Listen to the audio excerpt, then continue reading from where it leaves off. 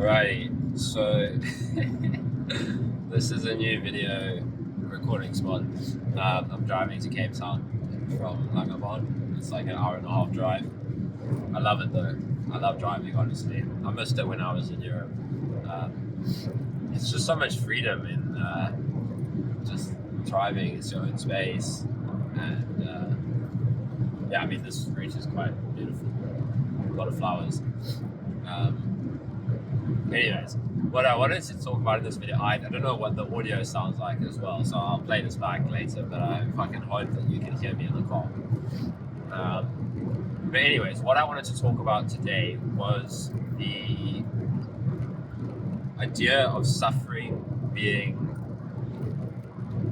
a mental construct that is unnecessary, right? So maybe you don't like to hear that initially, the idea that the intense suffering that you're going through is suffering, something that our minds invent in response to certain circumstances, or is suffering inherent in experience itself, right? So this is a cool exploration you can take up in yourself. Actually use this as, like, use suffering as an opportunity, right? Think to yourself, the next time you find yourself suffering, right, in whatever form, because suffering can sound like a, I don't know, like a big deal, but if you are struggling against life, that's suffering, right? So next time you find yourself in what feels like suffering, where you're stuck in something that you feel like you shouldn't be stuck in, ask yourself, okay, here's my chance. Let me investigate the nature of suffering itself. Okay? And what you might find, this is what I found when I was exploring this a couple of years ago. This was the big shift that happened in my life. You know, people call it awakening. At the time, it just felt like, yeah, like everything clicked inside of me, and I realized how to get out of the incredible difficulty that I'd been stuck in. And what I realized is like, oh my fucking God, suffering isn't real. That's what I realized. And you can hear this and it can sound crazy, right? It can sound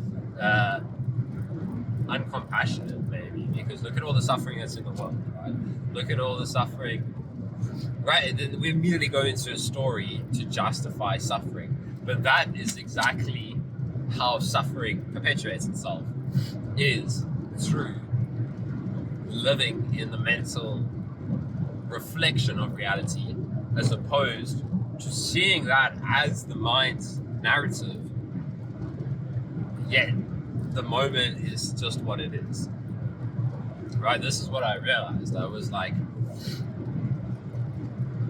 getting caught up in a story again, right? So I was listening to non-duality teachers, and I was meditating a lot, and I was reading about awakening, and I was looking for this this shift out of my suffering, right? I was like, my life is a mess. And this is one of the keys, right? It's not about fixing all the aspects of your life. It's quite the opposite. It's realizing that that whole world doesn't matter. I mean, it doesn't mean that you, like, don't do anything anymore, but that freedom is before any of that. That makes sense. So your mind will be saying, these are the problems I need to solve before I'm going to feel better. This is what needs to change. This is what I need to get in order. And it's like, that is a treadmill. That is literally a treadmill. A treadmill of lack, basically, of seeking and lack. You can still seek, but it doesn't have to come from a place of lack. You have to have this shift where you realize that you're not fucked up, right? Or you are fucked up. Like, it literally doesn't matter, right? The mental story stops mattering whatever your mind is saying stops mattering. This is what happened. I was like busy journaling, like, oh, I'm suffering again, I'm struggling. Things were going well, I was getting better. This was a couple of years ago when like really things clicked properly for me. And then I was like, oh shit, that's it. I was like, that's why I feel like I'm suffering again, because that story is playing out in my mind and I thought it was true. The stories can still play out, right? You don't need to control your thoughts. You don't need to eradicate thoughts. You don't need to quiet your mind to like never have thoughts again. It's what happens is your whole relationship to thought changes. It's reactions to the thoughts that was perpetuating that treadmill of suffering and lack, right? Where you're like, one thought runs on from the next thought, on from the next thought, on from the next thought. So, you know, sometimes to realize, like, here's the tricky thing, right? This is what Angelo DeLulo would always say, is, yeah, there are things that can help you to realize this, right? Because the momentum to our thoughts, the momentum and addiction to living in the thought creative world is so strong that it's like you can hear this message and it can just be incorporated into the thought producing machine, basically, right? So you can hear this and it might not snap you out of that because you just get hypnotized by the next thought, right? So that is where practices like meditation and inquiry, particularly inquiry, because inquiry, you start to dig at the roots of the thought creating mechanism, right? Of the identity that claims to be suffering, right? So your mind is saying like, I am suffering, I have these problems, I blah, blah, blah, blah, blah. And meditation, you can quite easily stay intact,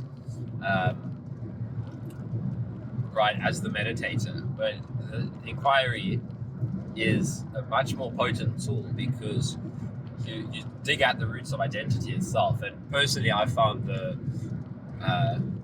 by a million miles, the clearest teacher on inquiry for awakening to be Angelo DeLulo. I just love his work. His book has a whole chapter on inquiry, which I think is one of the best pieces written on inquiry, because it's so inviting you to find your own intuitive approach to things, right? You can go on like a Vipassana retreat or something like that, and they'll just tell you, this is the one technique that works for everybody, and if you try any other technique, you know, you're breaking the rules or some shit like that. And I understand where that comes from, right? It comes from trying to stop people from having, like, to release their ego, right? To surrender to the technique. And it works in some cases, but it's also doesn't work for many people, right? So basically, long story short, is I love Angelo's techniques for the fact that it's about helping you find your own intuitive approach to inquiry. So yeah, I just recommend that because as I'm busy talking about this shift, right, I'm busy saying that you fucking realize that you just don't have to live in that world anymore, right? Your life can be chaos and you can be free, right? And then reality will test your insights, basically. But yeah, the reason I mentioned Angelo and those resources, so if you're listening to this and you're like, okay, but how? Because that's what the mind wants to know, right? It's like, yes, I hear you, but how do I lock in this insight? Well, that's a good book for, and his channel is a good resource for people looking to do that. I'd say Angelo's way better teacher of all of this than I could ever be. And so check that out. But yeah, I'm just sharing the insight itself or my experience of how it shifted from living in a thought created reality to realizing that none of that fucking matters, all those thoughts, right? Thought after thought after thought. And you have to break free from that, right? This is, for me, why I talk about awakening alongside chronic illness recovery. Because it wasn't so much about the chronic illness itself that was making me suffer. It was realizing that, holy shit, it's about living in a thought-created world. And sure, it was helpful for me to learn techniques to calm my nervous system down enough so that I wasn't completely overwhelmed all the time. So there's all those techniques which I've spoken about on this channel before. But at some point, that also becomes an addiction, in that you try to perfect everything. You have to break free of you have to go off the map at some point as well. This is what Angelo's, he's got some videos on this, and I can really start to taste these things experientially now. There's literally no more map for living, right? You just fucking live. And you only need a map when you're afraid of certain experiences. You only need a map when you're trying to control. Otherwise, you can do whatever you want, right? And that doesn't mean that everything's going to go and stay in a certain conventional idea of success, right? That, okay, that means everything's going to go well, right? That means my plans for relationship, health, finances is going to play out like that. No. What happens is you start to realize that mechanism of assigning value to certain outcomes over other outcomes, that's what causes the problems, right? If you're just open to the, you could say it like the intrinsic intelligence of all experience, right? That things are just playing out, right? And conventionally something might seem like a fuck up, but maybe in the grand scheme of things, a fuck up is the best possible outcome, right? The mind can't see the bigger picture, so you just stop living from the mind. You can still use the mind, you can, but you just take it all with a pinch of salt, right? Because you know that it's just like a tool. It's like using AI, right? And realizing that, sure, you can use AI for certain things, but it's still AI. It's not like, it's lacking certain things. Okay, maybe the mind is like similar to that. But what you start to do is you start to trust your intuition, right? Because you realize trying to live in the intellect, in rationality, in this, right? That's like AI that doesn't have intuition. But once you have this shift, right, you just start to live from what feels right. You trust your body, you trust your intuition. And then what I wanted to talk about is like life will test these insights, right? So you might realize this. Maybe you realized it a while ago, but you start now feeling stuck again. And then it's like, yeah, how much do you trust life, right? Because you can realize this in a certain set of circumstances that, yeah, everything's okay, everything's playing out just as it should be. But then circumstances will shift and shift and shift over the years. And it's like, oh shit, you have to realize it at deeper levels. Right, this is how the insights mature. So for me, recently I had just a lot of shit exploding in my life. And I got sucked into story for a bit, in a level, and then I had to ground myself again to kind of get out of that. And then on the other side, it's like, oh shit, look at that. Like, it all needed to happen how it did. But suffering happens again when we start to go back into a reflection, right? So, yeah, I guess that's the story for today. You don't need to perfect the mind, right? It can be helpful, right? Somebody with a quieter mind that's done a lot of meditation is going to get less caught up in their thoughts, probably. But it's not a guarantee, right? Some people have these insights in other ways. So, I've met people on meditation retreats who've done like retreat after retreat after retreat, and now they go to do a 30-day retreat, and now they go to do this and that. And I think that's great. Like, if that's the lifestyle you want to live, that's great. I'm tempted sometimes. I'm like, it would be fucking cool to go and spend my life just meditating. But that's just clearly not the flow of things sometimes. But you can sense still when somebody's the mind is still very much intact in a way.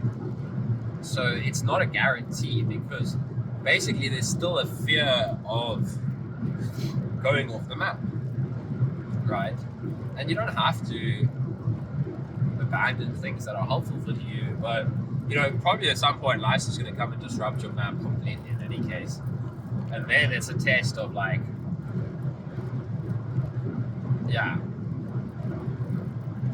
now how much can you carry your insights through that? So look at all chaos as a perfect unfoldment of the path. And just to go back to that, like, I think some people, the conventional world is a better place to test out your insights than a million years on retreat, right? It's quite a controlled environment. But it all has its value. It's not to shit on going on retreats and anything. I love that. So anyways, there's a time and a place for everything. It's always about seeing what's your fixation, right? This is what Angelo would often say. Where is somebody fixating, right? Are you, because it really varies from person to person. One person, maybe going on a retreat could be the best possible thing for them, because that's the one thing that they're afraid to do, because that's going to take them out of their current world. And for another person, maybe it would be spending more time engaging in the relative world, because you've become so isolated in a certain world. So there's that. And then eventually you just come from a place where you trust what you want to do as opposed to what you should do. You live spontaneously and you just respond to the environment. So anyways, that's all for today, and all the best, my friends.